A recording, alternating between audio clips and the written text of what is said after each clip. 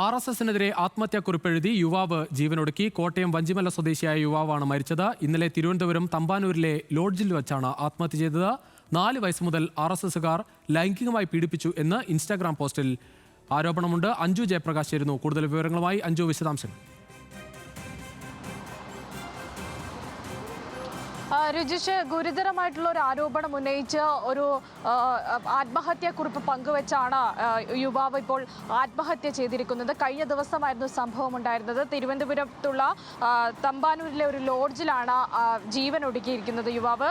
കോട്ടയം സ്വദേശിയാണ്, വഞ്ചിമല സ്വദേശിയായിട്ടുള്ള യുവാവാണ് ആത്മഹത്യ ചെയ്തിരിക്കുന്നത്. പറഞ്ഞിരിക്കുന്നത് ഇതാണ്: 4 വയസ്സ് മുതൽ RSSകാർ ലൈംഗികമായി പീഡിപ്പിച്ചു.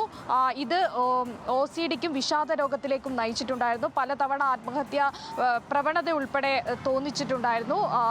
സജീവ RSS പ്രവർത്തകനാണ് തന്നെ ലൈംഗികമായി ഉപദ്രവിച്ചത് എന്നടക്കമാണ് ഇൻസ്റ്റഗ്രാം പോസ്റ്റിൽ പങ്കുവച്ചിട്ടിരുന്നത്. RSS ക്യാമ്പിൽ വെച്ചാണ് ഇത്തരത്തിൽ ലൈംഗികമായിട്ടുള്ള ചൂഷണം താൻ നേരിട്ടത്. തൻ്റെ വീടിന് അടുത്തുള്ള ആൾ തന്നെയാണ് എന്ന് കൂടി പോസ്റ്റിൽ പങ്കുവെക്കുന്നു. താൻ മാത്രമല്ല, കൂടുതൽ പേർ ഇരകളായിട്ടുണ്ട് എന്നുൾപ്പെടെയാണ് ഈ പോസ്റ്റിലുള്ളത്. എന്തായാലും സംഭവത്തിൽ തിരുവനന്തപുരം തമ്പാനൂർ പോലീസ് കേസ് രജിസ്റ്ററുണ്ട്. കോട്ടയം സ്വദേശിയാണ് അയാൾ. ഇവിടെ തിരുവനന്തപുരത്തെത്തി കഴിഞ്ഞ ദിവസം ആണ് ലോഡ്ജിൽ വെച്ച് തൂങ്ങി മരിച്ച നിലയിൽ കണ്ടെത്തുന്നത്. ലോഡ്ജിലെ ആളുകളാണ് പോലീസിനെ വിവരം അറിയിക്കുന്നത്.